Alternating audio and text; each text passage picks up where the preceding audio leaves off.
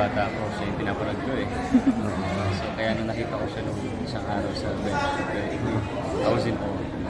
What I'm with my choice. Birthday message. Birthday message. Oh, happy birthday, Green. Ito yung post niya actually sa Instagram. Wow, diba? Siyempre like coming from someone na pinapanood ko nung bata pa lang siya. Bata pa rin ako nung. Diba yung bata pa ako eh, diba? Pinapanood ko siya nung pa lang. Easy Beautiful You. 2014? I was 19 lang din yata dati.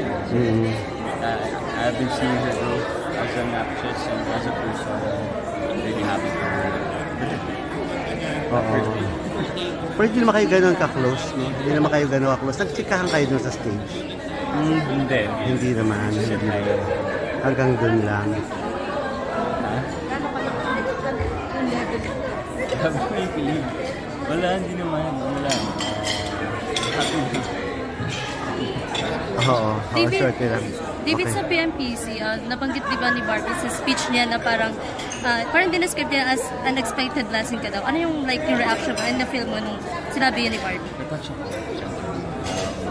Working with her the past 2 years have been a blessing of mine.